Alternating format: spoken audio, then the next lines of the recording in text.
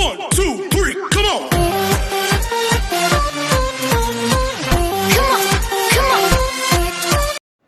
Hello beautiful people! Welcome back to my channel. This is your Mama Sam. Hola mga amigo, amiga, kumare at kumpare. Kamusta kayong lahat? Sana lahat po kayo ay okay at safe ngayong araw na to. At syempre kung ako naman ang tatanungin nyo, nakikita naman ninyo ang beauty ng Mama Sam ninyo. Fresh overload pa rin, di ba? Ganyan talaga kapag umiinom ka ng maraming vitamin C at saka syempre kumakain ka ng maraming hotdog. Dahil sa hotdog, nakakaloka ang beauty ng Mama Sam ninyo. So, yon. So, kamusta naman kayo mga amigo, amiga, kumare at kumpare? Sana lahat kayo ay okay at safe ngayong araw na ito. So, syempre, marami tayong hatid na chika sa inyo na talaga naman, oh my gosh, magtataas ang kilay ninyo ng bonggang-bongga sa mga pag-uusapan natin for today. Kaya guys, wag na nating patagalin ang ating mga chika. So, para sa una natin chika, Binibining Pilipinas Parade of Beauty bukas na magaganap.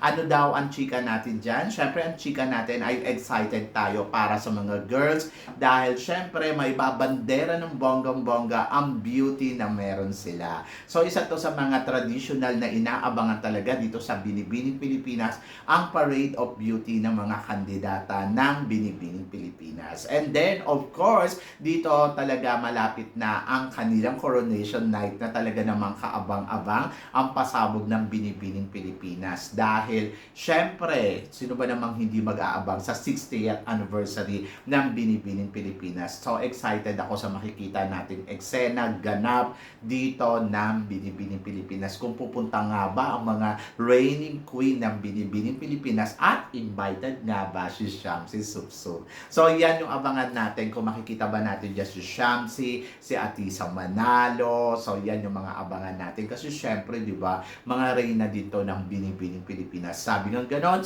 once you're Binibini, you're always a Binibini. So, di ba? So, kaya excited tayo dyan. At hindi lang yan, syempre, inaabangan din natin kung ano nga ba ang mga bagong eksena at production number dito sa Binibining Pilipinas. So, doon sa naman nagsasabi na kung mamasama, mahal naman ang ticket ng Binibining. So, ayun nga, medyo mahal ang Binibining ngayon dahil VIP nila ay nasa halagang 12,500, Payton A, 8,000, and then Payton B, 7,000, and then lower box, 4,500, upper box, 2,000, and then general admission ay 500. Doon na lang ako sa general admission. Charot! So, yun. By the way, syempre, dahil 60th anniversary, marami silang mga inimbitahan na, alam mo yun, ng mga naglalakihang artista, yung mga host, at saka yung mga guest nilang singer, talaga naman, Diyos ko, Martin Rivera to, at saka, syempre, Gary Valenciano. So, medyo mahal talaga sila, di ba? So, medyo bongga kasi ngayon, kaya mahal ang Binibini. Pero, syempre, ano to, kumbaga special event to ngayong taon na to. So, carry na yan. Doon na lang kayo sa general admission, 500 lang naman. Di ba? So, yan. So, basta good luck and then sana tangkilikin natin ang sariling atin, ang Binibining Pilipinas. So, I'm so excited at excited na rin dyan si Christine Ann Perez. Di ba? And then, of course, para naman sa sumunod na chika, Angelica Lopez, Mama Sam. Tingin mo may laban ba sa Miss International? So, yan na. Si Angelica Lopez, syempre, alam natin na isang taon to naghanda. At alam natin na talagang palaban tong kandidatang to. So, alam ko na aarangkada to ng bonggang-bongga sa laban niya dito sa Miss International. So, I'm so excited for Angelica ha, dahil naniniwala ako na talagang makikipagpukpukan to ng bonggang-bongga at makikipagsabayan. Kung last year, naka-third runner-up tayo, malay mo naman this year. Third runner-up ulit. Charot. Hindi. Mali mo naman mag-title tayo this year. Kasi talagang masasabi ko sa Angelica Lopez ay yung ano neto, yung kumpiyansa niya sa sarili niya ay talaga nandiyan. And then tignan natin kung anong eksena ang gagawin niya sa Miss International. So, naniniwala ako na talaga namang aarangkada to ng bonggang-bongga. So, yan yung abangan natin dito sa laban niya sa Miss International. And then, sino kaya susunod na Binibini Pilipinas International? Good luck dahil isang taon ka uli maghihintay. Charot! So, para naman sa sumunod natin, chika, Mama Sam, Nikki Dimora. Mama Sam, tingin mo, magpuputong kaya siya ng corona ng Miss Grand Philippines? Alam niyo, sa totoo lang, dapat lang siya magputong ng Miss Grand Philippines sa Coronation Night, sa susunod na reyna ng Miss Grand. Bakit naman hindi? Siya yung title holder at siya yung kauna-unahan.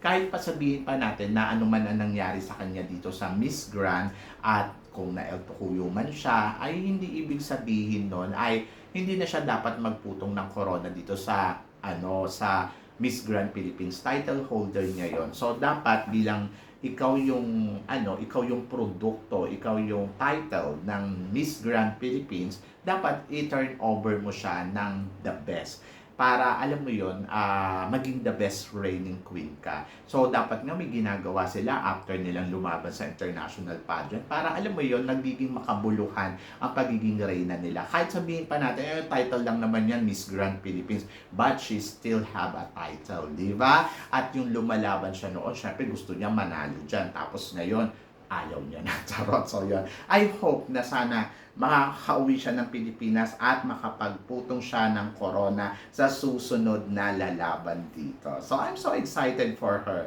Na-excite ako sa magiging pasabog niya at saka sa ipapakita niya dito sa Miss Grand Coronation Night. Tignan natin kung pupunta siya. And then para naman sa sumunod na chika, Team Thailand dito sa supranational.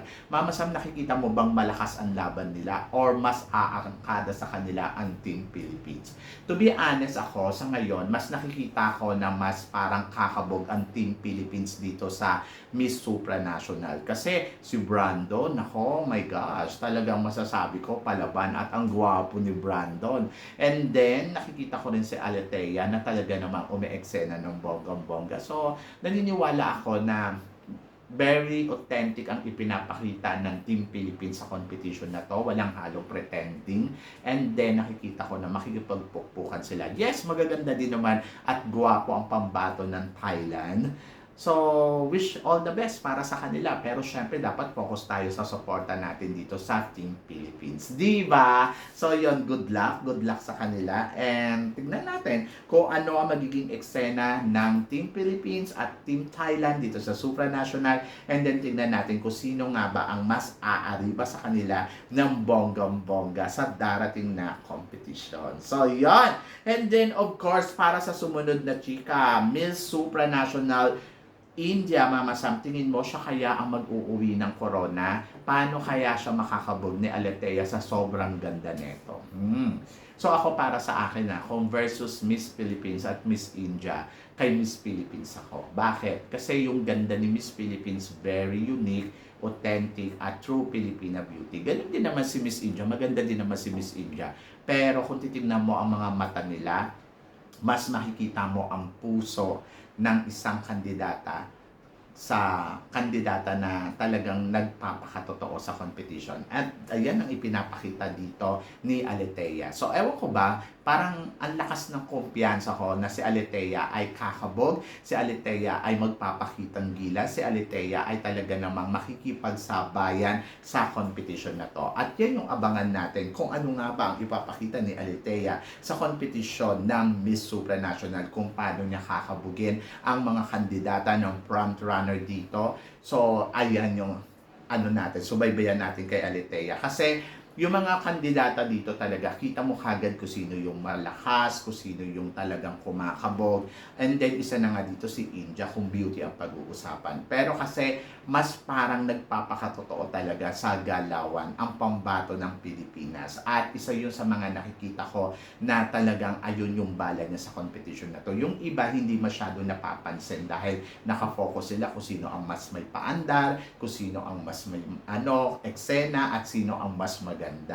Pero kasi, huwag natin kalimutan na mas panalo ang galawan ng taong nagpapakatotoo at syempre, yung talagang authentic ang ipinapakita sa competition. At I hope na sana ang organization ng Miss Supranational ay mapansin ang ginagawang eksena dito ni Miss Philippines. So, wish all the best and then tignan natin kung saan aabot ang ating pambato. Yung iba sinasabi nila, naku Mama Sam, baka nga top 24 hindi pa makapasama yan. I don't think so. Feeling ko naman malakas naman si Miss Philippines at kaya naman niyang pumalo hanggang sa di ba? Sa top 5 ng competition na to. Hindi mo malaman, baka mamaya siyang mag-uwi ng corona. Di ba? So, laban lang. Kaya yan ni Alitea. At hindi natin masasabi kung siya nga ba ang mag-uuwi ng susunod na corona ng Miss Supranational. Pero naniniwala ako sa ipinapakita niyang galing at ganda sa competition na to. Di ba? So, tuloy-tuloy lang yan at laban lang. At para naman sa sumunod natin, chika, Anita Gomez, Mama Sam, tingin mo ba sasali siya sa Miss Grand Philippines ngayong taon na to? Pag nagkataon, sasali si CJ Apiasa. So, magkakalaban sila dito. Mama Sam, tingin mo, sino sa kanila ang dapat dalhin sa Miss Grand Philippines?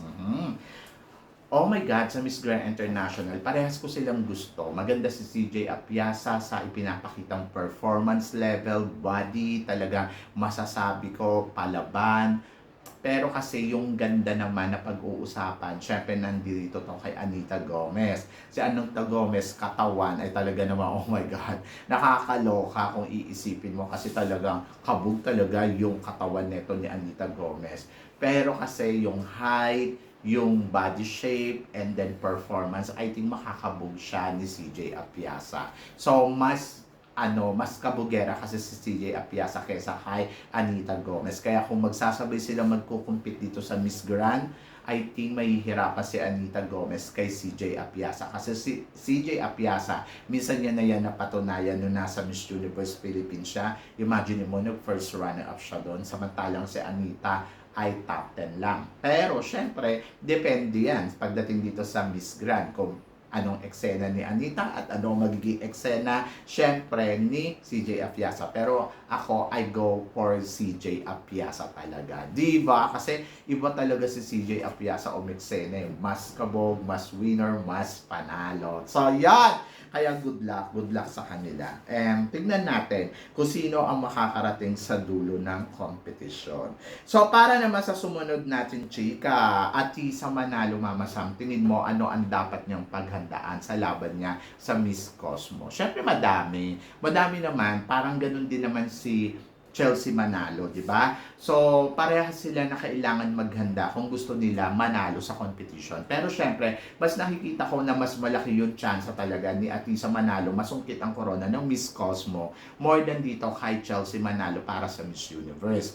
Pero kailangan nilang maghanda, as in talagang maghanda. Hindi naman porket ibig sabihin na, nako si Atisa, laki na ng chance ay magpapabaya na siya. So sinabi naman niya doon sa parade yesterday sa kanyang press con na paghahandaan niya ng bonggang-bongga ang laban niya dito sa Miss Cosmo.